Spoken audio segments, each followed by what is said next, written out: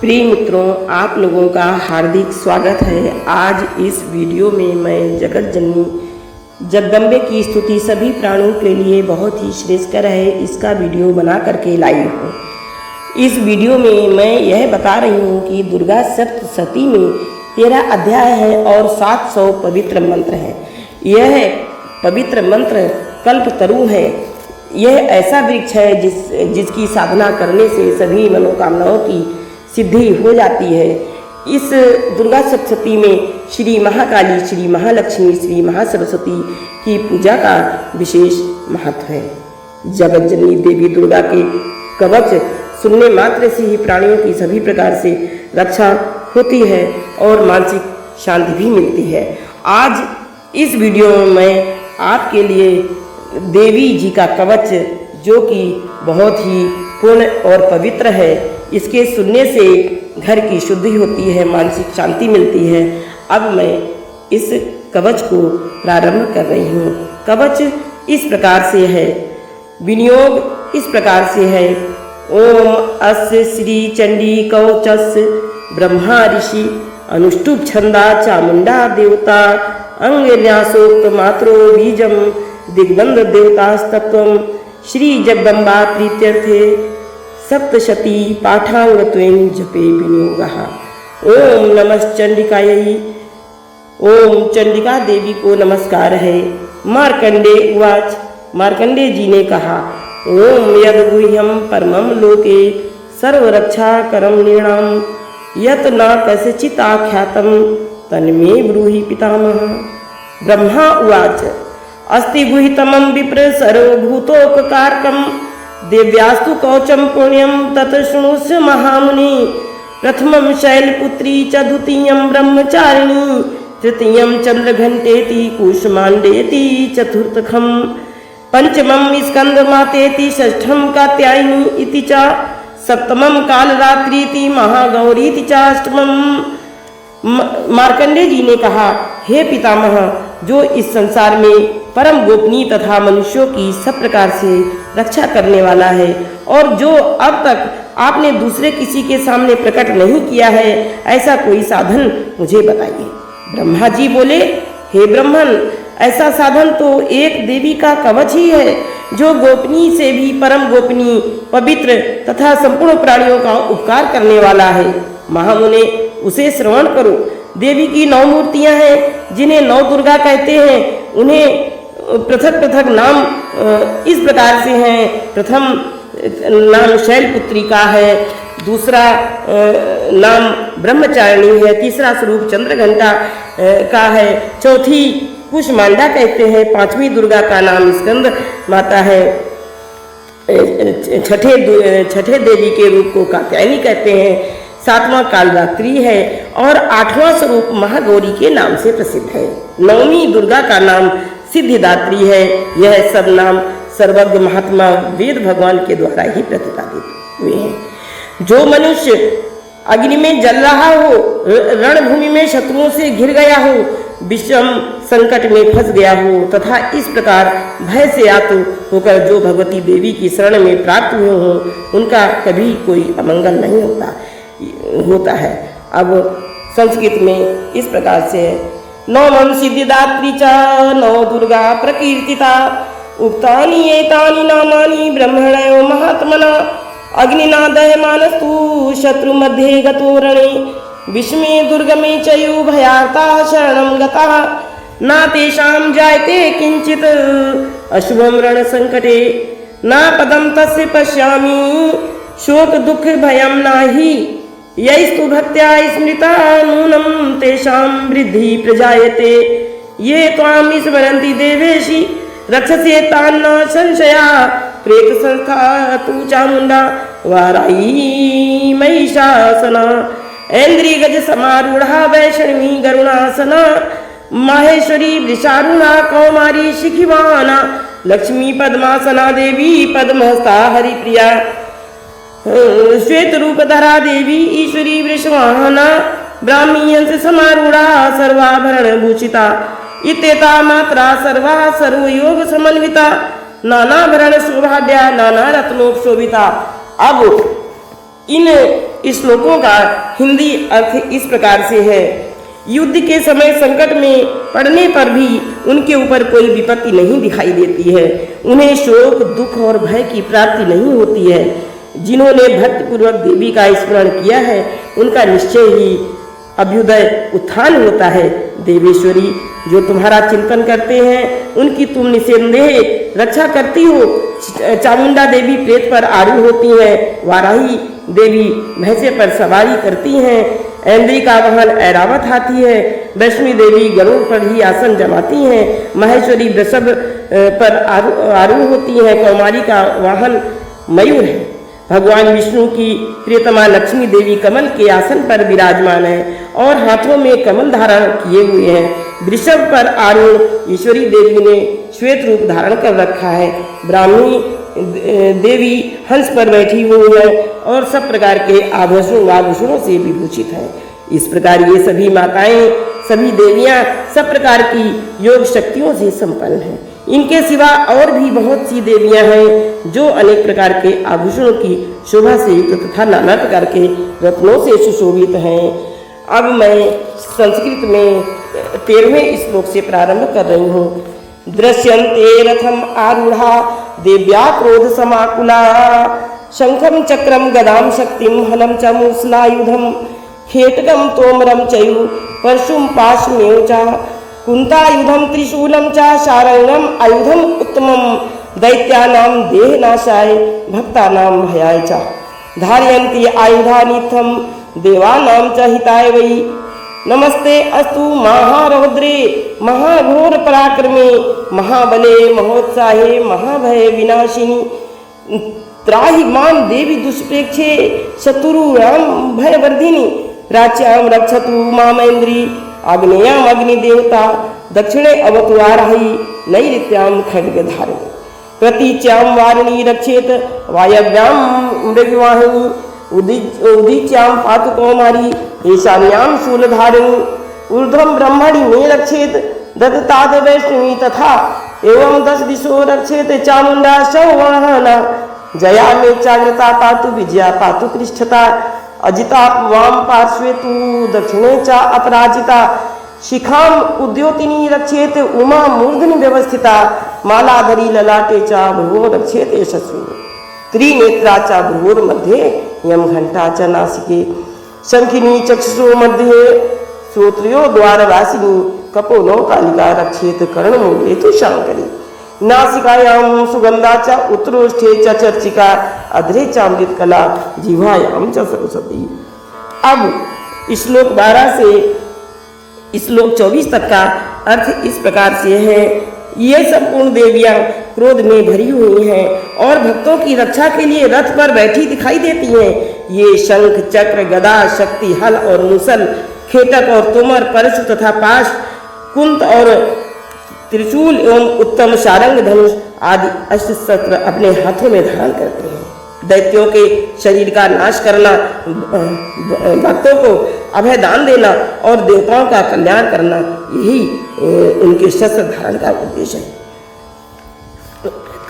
कवच का प्रारंभ करने के पहले इस प्रकार प्रार्थना करती हूँ कि महान रौद्र रूप, अत्यंत घोर पराक्रम, महाबल और महान उत्साह वाली देवी, तुम महान भय का नाश करने वाली हो, तुम्हें नमस्कार है।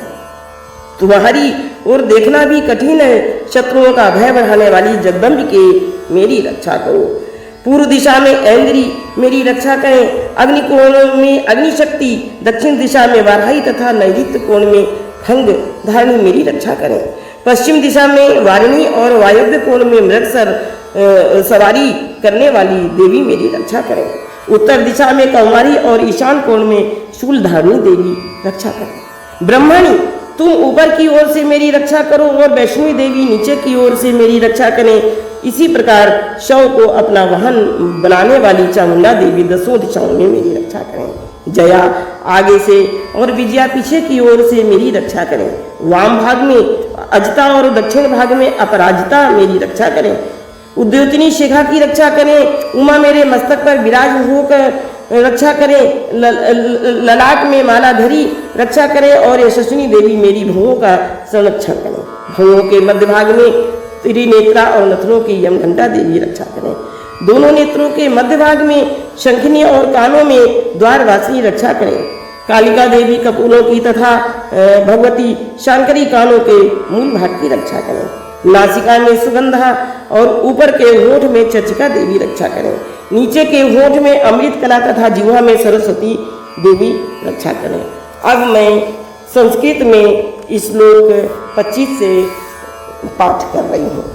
दंतान रक्षति कौमारी कंठ देशे तु चंडिका घंटिकां चित्रघंटा च महामाया च तालुके कामाक्षी चिबुकं रक्षेत वाचं मे सर्वमंगला ग्रीवायां भद्रकाली च पृष्ठवंशे धनुर्धरी नीलग्रीवा वैकंठे नलिकां नलकुवरी स्कंधयो खंगिनी रक्षेत बाहु में वज्रधारिणी हस्तयो दंडिनी रक्षेत अंबिका चांगुलीश चा नखान शूलेश्वरी रक्षेत कुक्षो रक्षेत कुलेश्वरी स्तनो रक्षेत महादेवी मनहा शोक विनाशिनी हृदय ललिता देवी उदरे शूलधारिणी नाभो च कामिनी रक्षेत गुह्यम गुहेश्वरी तथा पूतना कामिका में हम गुदे महिषवाहिनी कट्याम भगवती रक्षेत जाननी विंध्यवासिनी जंघे महाबला रक्षेत सर्व काम प्रदायिनी गुलभयो नारसिंही च पाद पृष्ठे तु तेजसी पाद अंगुलीषु श्री रक्षेत पादाद तलवासिनी नखान दृष्टां कराली च केशान चैव उर्धकेशिनी रोम के रोकोपेशु कौबेरी त्वचं वागीश्वरी तथा रक्त मज्जा वसा मांस अस्थि मेदांसी पार्वती अंतराणी काल रात्रिश्च पित्तम च मुक्तेश्वरी पद्मावती पद्मकोशे कफे चूड़ामणि तथा ज्वालामुखी नख ज्वालां भेदा सर्व संदेश शुक्रम ब्रह्मणि में रक्षेत छायां छत्रेश्वरी तथा अहंकार मनोबुद्धि रक्षेत में धर्मधारी। अब श्लोक 25 से 36 तक का हिंदी अर्थ इस प्रकार से है। कौमारी देवी दांतों की और चंडिका कंठ प्रदेश की रक्षा करें। चित्रघंटा गले की घाटी की और महामाया तालु में रहकर रक्षा करें। कामाक्षी ठोड़ी की और सर्वमंगला मेरी वाणी की रक्षा करें। भद्रकाली ग्रीवा में और धनुधरी पृष्ठवंश में रहकर मेरी रक्षा करें। कंठ के बाहरी भाग में नीलग्रीवा और कंठ की नली में नलकुबरी रक्षा करें। दोनों कंधों में खंगिनी और मेरी दोनों भुजाओं की वज्रधारिणी रक्षा करें। दोनों हाथों में दंडिनी और अंगुलियों में अंबिका रक्षा करें। शूलेश्वरी नखों की रक्षा करें। कुलेश्वरी कुक्षी पेट की रक्षा करें। महादेवी दोनों स्तनों की और शोक विनाशिनी देवी मन की रक्षा करें। ललिता देवी हृदय में और शूलधारिणी उदर में रहकर रक्षा करें। नाभि में कामिनी और गुई भाग की गुहेश्वरी रक्षा करें।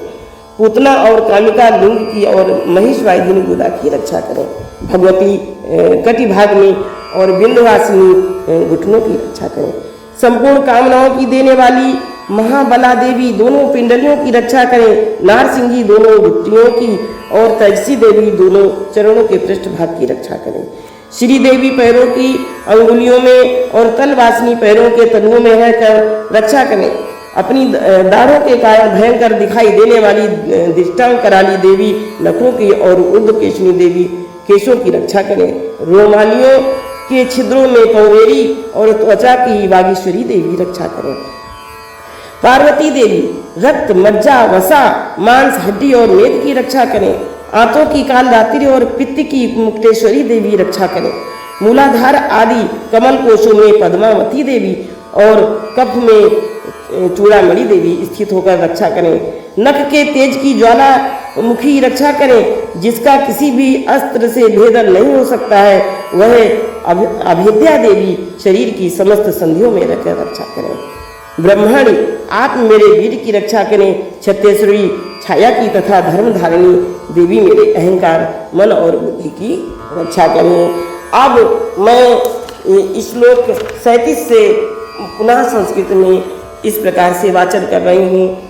प्राणापानो तथा व्यानम उदानम च समानकम वज्रहस्ता च मे रक्षेत प्राण कल्याण शोभना रसे रूपे च गंधे च शब्दे स्पर्शे च योगिनी सत्वं रजस्तमश्चयु रक्षेत नारायणी सदा आयु रक्षति वाराही धर्मं रक्षतु वैष्णवी यशा कीर्तिं च लक्ष्मीं च धनं विद्यां च चक्रिणी गोत्रम इंद्राणी मे रक्षेत पशून् मे रक्ष चंडिके पुत्रान् रक्षेत महालक्ष्मी भार्या रक्षतु भैरवी पंथानं सुपथा रक्षेत मार्गं क्षेम करी तथा राजद्वारे महालक्ष्मी विजया सर्वथा स्थिता रक्षाहीनं तु यति स्थानं वर्जितं कवचेन तु तत्सर्वं रक्ष मे देवी जयंती पापनाशिनी पद्मेकं न गच्छेतु यदि इच्छ शुभ आत्मना कवचेन आवितो नित्यं यत्र यत्र यु गच्छति तत्र तत्रार्थ लाभस्य विजया सारोकामिकः यं यं चिन्तयते कामं तं तं प्राप्नोति निश्चितं परमम् ऐश्वर्यम् अतुलं प्राप्स्यते भूतले पुमान् निर्भयो जायते मर्त्या संग्रामेषु अपराजितः त्रैलोक्ये तु भवेत् पूज्या कवचेन आवृता पुमान् इदं तु देव्या कवचं देवानामपि दुर्लभं यः पठेत् प्रयतो नित्यं त्रिसन्ध्यं श्रद्धान्विता दैवी कला भवेतस्य त्रैलोक्येषु अपराजिता जीवेत वर्षशतं साग्रम अपमृत्यु विवर्जिता। अब प्रिय मित्रों, अब मैं हिंदी में इसका अर्थ आप लोगों को बता रही हूँ। हाथ में वज्र धारण करने वाली वज्रहस्ता देवी मेरे प्राण अपान व्यान उदान और समान वायु की रक्षा करे। कल्याण से शोभित होने वाली भगवती कल्याण शोभना मेरे प्राण की रक्षा करे। रस रूप गंध स्पर्श इन विषयों का अनुभव करते समय योगिनी देवी रक्षा करें तथा सत्व गुण रजोगुण और तमोगुण की रक्षा सदा नारायणी देवी करें। वाराही आयु की रक्षा करें, वैष्णवी धर्म की रक्षा करें तथा चक्रिणी देवी कीर्ति लक्ष्मी धन तथा विद्या की रक्षा करें। इंद्राणी आप मेरे गोत्र की रक्षा करें। चंडिके तुम मेरे पशुओं की रक्षा करो। महालक्ष्मी देवी पुत्रों की रक्षा करें और भैरवी पत्नी की रक्षा करें। मेरे पथ की सुपथा तथा मार्ग की क्षेम करी रक्षा करें। राजा के दरबार में महालक्ष्मी रक्षा करें तथा सब और व्याप्त रहने वाली विजया देवी संपूर्ण भयों से मेरी रक्षा करें। देवी जो स्थान कवच में नहीं कहा गया है अतएव रक्षा से रहित है वह सब तुम्हारे द्वारा सुरक्षित हो, क्योंकि तुम विजयशालिनी और पापनाशिनी हो। यदि अपने शरीर का भला चाहे तो मनुष्य बिना कवच के कहीं एक पग भी नहीं जाना चाहिए। कवच का पाठ करके ही यात्रा करना चाहिए। कवच के द्वारा सब ओर से सुरक्षित मनुष्य जहाँ जहाँ भी जाता है वहाँ वहाँ उसे धन लाभ होता है तथा संपूर्ण कामनाओं की सिद्धि करने वाली विजय की प्राप्ति होती है। वह जिस अभीष्ट वस्तु का चिंतन करता है उसको निश्चय ही प्राप्त कर लेता है। वह पुरुष इस पृथ्वी पर तुलना रहित महान ऐश्वर्य का भागी होता है। कवच से सुरक्षित मनुष्य निर्भय हो जाता है। युद्ध में उसकी पराजय नहीं होती तथा वह तीनों लोकों में पूजनीय होता है। देवी का यह कवच देवताओं के लिए भी दुर्लभ है। जो प्रतिदिन नियम पूर्वक तीनों संध्याओं के समय श्रद्धा के साथ इसका पाठ करता है उसे दैवी कला प्राप्त होती है तथा वह तीनों लोकों में कहीं भी पराजित नहीं होता। इतना ही नहीं, वह अपनी मृत्यु से रहित तो 100 से भी अधिक वर्षों तक जीवित रहता है। अब मैं आप लोगों के समक्ष इसके आगे श्लोक 48 से श्लोक 56 तक का संस्कृत में पाठ कर रही हूँ। नश्यन्ति व्याध्या सर्वे लूता विस्फोटक आदयः स्थावरं जंगमं चैव कृत्रिमं चापि यद् विषम् अभिचाराणि सर्वाणि मंत्रयंत्राणि भूतले भूचरा खेचरश्चैव जलजश्च उपदेशिका सहजा कुलजा माला डाकिनी शाकिनी तथा अंतरिक्ष चरा घोरा डाकिन्यश्च महाबला ग्रहभूत पिशाचाश्च यक्ष गंधर्व राक्षसः ब्रह्म राक्षस वैतालः कूष्मांडा भैरव आदयः नश्यन्ति दर्शनातस् कवचे हृदि संस्थिते मानो नति भवे तेराज्ञा तेजो वृद्धि करम परम यशसा वर्धते सोऽपि कीर्तिमंडित भूतले जपेत सप्तशतीं चंडीं कृत्वा तु कवचं पुरा यावद् भूमंडलं धत्ते सा शैलवन काननम तावत् तिष्ठति मेदिन्यां संतति पुत्र पौत्रिकी देहांते परमं स्थानं यत् सुरैरपि दुर्लभं प्राप्नोति पुरुषो नित्यं महामाया प्रसादता लभते परमं रूपं शिवेन सह मोदते ओम इति दिव्या कवचम संपूर्णम। अब मैं आप लोगों के साथ हिंदी अनुवाद इस तरह से बता रही हूँ। श्लोक 48 से श्लोक 56 तक। मकड़ी, चेचक और कोढ़ आदि उसकी संपूर्ण व्याधियां नष्ट हो जाती हैं। कनेर, भांग, अफीम, धतूरे आदि का स्थावर विष, सांप और बिच्छू आदि के काटने से चढ़ा हुआ जंगम विष तथा अहिफेन और तेल के संयोग आदि से बनने वाला कृत्रिम विष, ये सभी प्रकार के विष दूर हो जाते हैं। उनका कोई असर नहीं होता है। इस पृथ्वी पर मारण, मोहन आदि जितने आधिचारिक प्रयोग होते हैं तथा इस प्रकार के जितने मंत्र यंत्र होते हैं, वे सब इस कवच को हृदय में धारण कर लेने पर उस मनुष्य को देखते ही नष्ट हो जाते हैं। यही नहीं, पृथ्वी पर विचरने वाले ग्राम देवता, आकाशचारी देव विशेष, जल के संबंध से प्रकट होने वाले गण, उपदेश मात्र से सिद्ध होने वाले निम्न कोटि के देवता, अपने जन्म के साथ प्रकट होने वाले देवता, कुल देवता, माला, डाकिनी, शाकिनी, अंतरिक्ष में विचरण करने वाली अत्यंत बलवती भयानक डाकिनियां, ग्रह, भूत, पिशाच, यक्ष, गंधर्व, राक्षस, ब्रह्म राक्षस, बेताल, कूष्मांडव और भैरव आदि अनिष्टकारक देवता भी हृदय में कवच धारण किए हुए रहने पर उस मनुष्य को देखते ही भाग जाते हैं। कवचधारी पुरुष को राजा से सम्मान वृद्धि प्राप्त होती है। यह कवच मनुष्य के तेज की वृद्धि करने वाला और उत्तम है। इस कवच का पाठ करने वाला पुरुष अपनी कीर्ति से विभूषित भूतल पर अपने सुयश के साथ साथ वृद्धि को प्राप्त होता है। जो पहले कवच का पाठ करके उसके बाद सप्तशती चंडी का पाठ करता है, उसकी जब तक वन, पर्वत और कानूनों सहित यह पृथ्वी टिकी रहती है, तब तक यहाँ पुत्र पौत्र आदि संतान परंपरा बनी रहती है। फिर देह का अंत होने पर वह पुरुष भगवती जगत जननी जगदम्बा के प्रसाद से उस नित्य परम पद को प्राप्त होता है, जो देवताओं के लिए भी दुर्लभ है। यह सुंदर दिव्य रूप धारण करता है और कल्याणमय शिव के साथ आनंद का भागी होता है।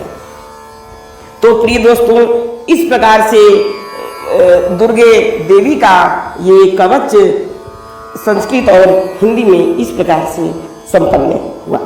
आप लोगों को बहुत बहुत धन्यवाद वीडियो सुनने के लिए। आप प्रतिदिन कार्य करते हुए इस वीडियो को सुन सकते हैं। आपको पूजा के बराबर ही फल प्राप्त होगा।